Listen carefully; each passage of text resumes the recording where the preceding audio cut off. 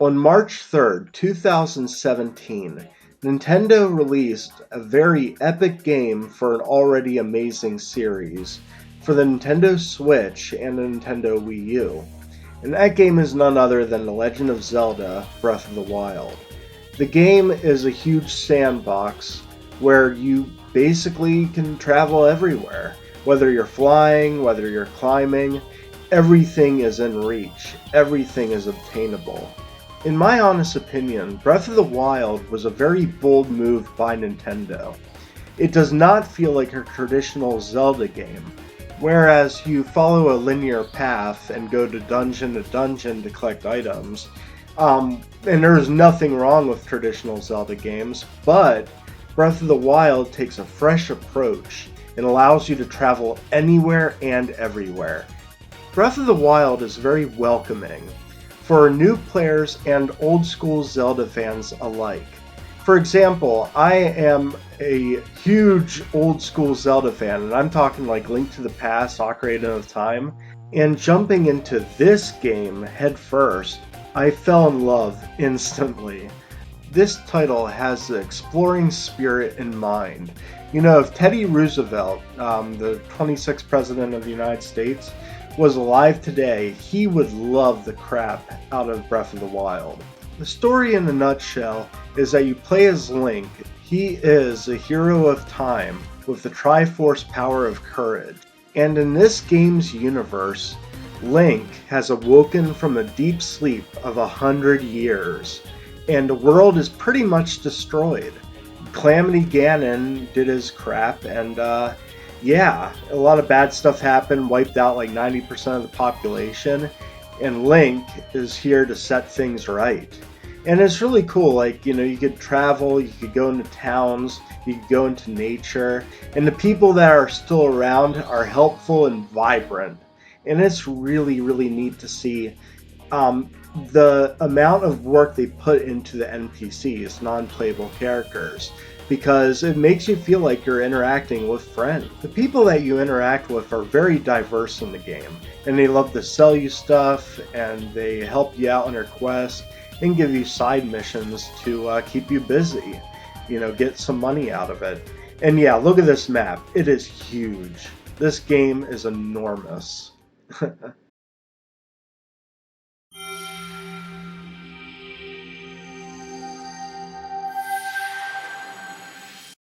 At midnight, the red moon rises. Ganon's forces are reincarnated to kick some butt. But that's no problem for Link, because he is the hero of time, ready to fight the Guardians and the Moblins and all of those baddies that come to wreck stuff up. The combat is very decent in this game, and because Link's favorite weapon, other than his Master Sword, is the bow, fights are really intense and require skill to deliver devastating attacks to your enemies. One really interesting aspect about the combat is that your swords and your weapons that you find in the wild can break, even bows and even shields. So, luckily there's a huge abundance of weapons you can find after defeating your enemy, or you could open up a treasure chest and find weapons in there, and even gold and rupees and all that jazz. Nothing is more satisfying in this game than hitting the crap out of these mechanized robots, the Guardians, that protect Ganon and stuff. And yeah, the combat is really, really tough sometimes. Like, sometimes it takes one hit to knock all your hearts down to zero. And luckily you could get food in the game to replenish those hearts. This game is truly a testament of what it is like to live in the wild, with limited resources, weapons that break, but you can always find more weapons and more resources. And yeah, I love my bomb arrows. Yeah, look at that, that's great. Bomb arrows are the best. They're my favorite like arrow to use because they blow up and crap. It's like a Jackie Chan or a Bruce Willis movie. Why not? Usually you'll find a lot of the bad guys on their wooden citadels. And after you beat them all up, usually there's a chest there that you could open up and get a cool weapon that might come into use later on in the game. Um, it really gives you incentive to, fight, to get into combat, because the rewards from combat are pretty sweet, and people like to be rewarded for their efforts. Even though it's a little disheartening that the weapons break, it is still really awesome that you'll see that there's tons of different variations of weapons that you could find. You could find one-handed swords, two-handed swords, axes, and different variations of them depending on who was a previous owner and where you're finding them. And you're equipped with arrows. You got ice arrows, fire arrows, bomb arrows, guardian arrows, and regular arrows. I said arrows a lot there. But yeah, you get the idea. So I'm going to freeze this guy and then knock him off. I love ice arrows. It's like paralyzes them in the frozen tundra of ultra death.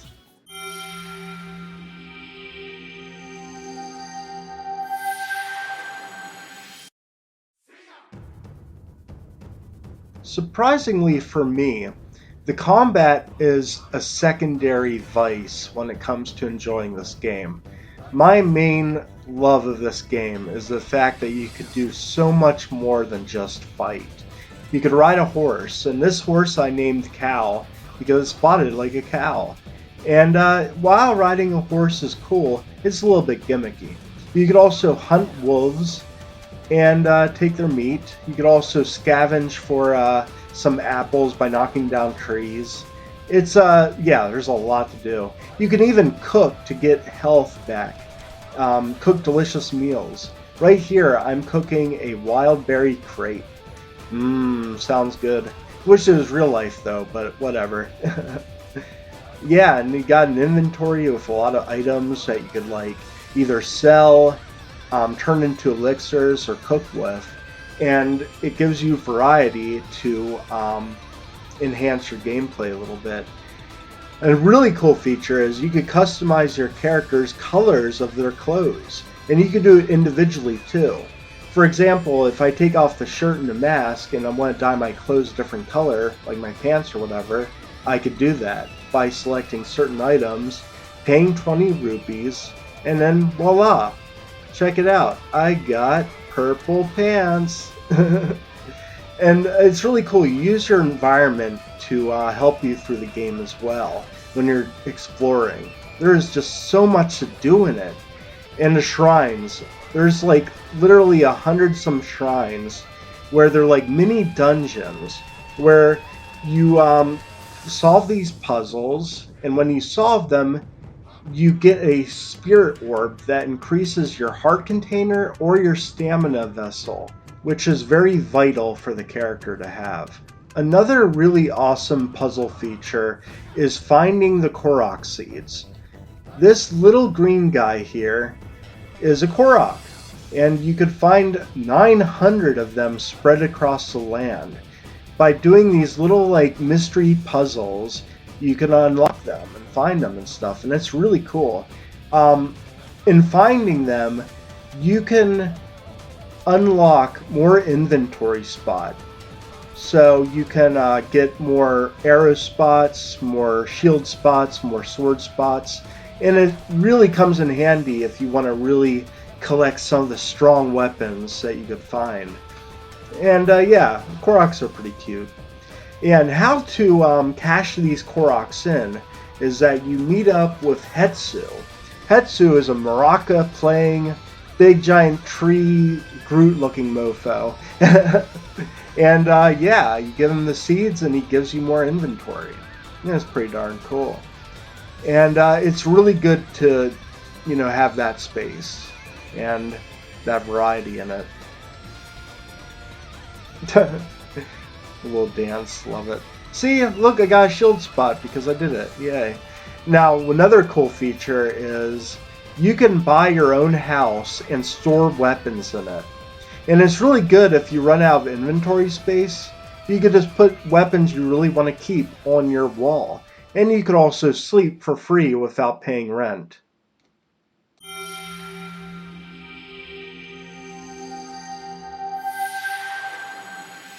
When it comes to Breath of the Wild, I'll admit, I barely scratched the surface of this game.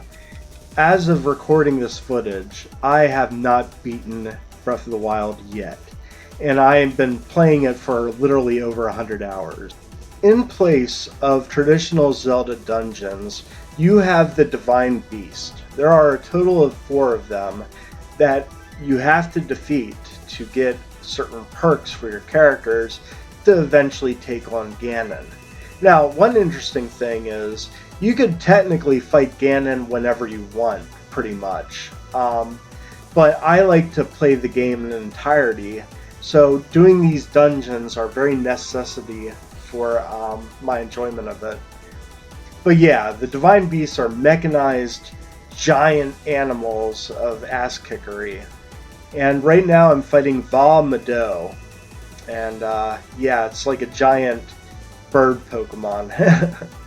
So what I'm doing here is I'm fighting the outside of this Divine Beast. And I'm hitting these guardians that are acting as its cannons. And I'm hitting them with bomb arrows because that's a cool way of like blowing them up. It's a lot of fun. Bomb arrows are awesome. Come on, will I hit it? Ah, I missed. Try again. Come on. Oh, I hit it. Good, good. Take that, you guardian POS. Yeah. Now blow up. Get out of here. We don't want you anymore. Yeah, once you get inside the Divine Beast, so that's where the dungeon takes place. The puzzle solving. Like, there's a lot of depth to the the puzzles in the Divine Beast. So anyway, that's a quick look in a nutshell at Breath of the Wild, The Legend of Zelda. So I'm going to leave you with an epic battle, I think. I think we're going to be taking on Windblight Ganon. And I'll shut up and you guys enjoy. Peace out. Watch me kick some butt.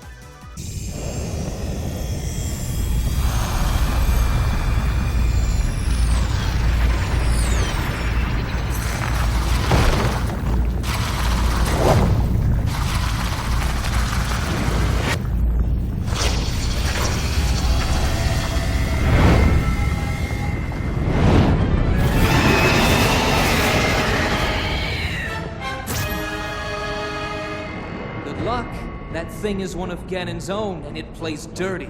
It defeated me 100 years ago, but only because I was winging it. I can't believe I'm actually saying this, but you must avenge me, Link! His aim is dead on. Watch yourself!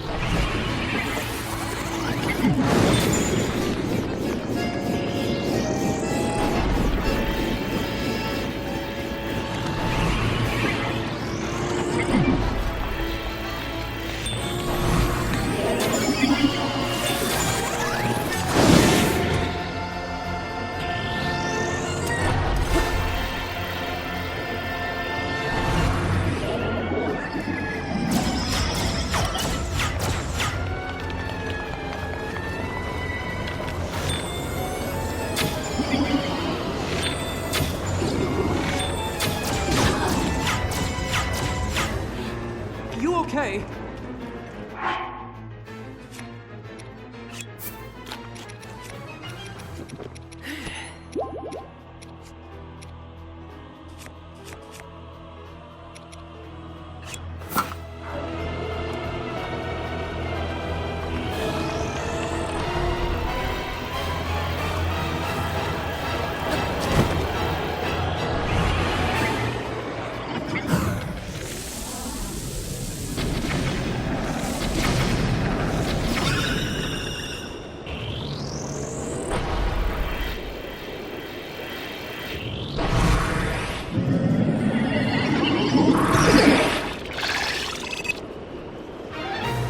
Watch your blind spot.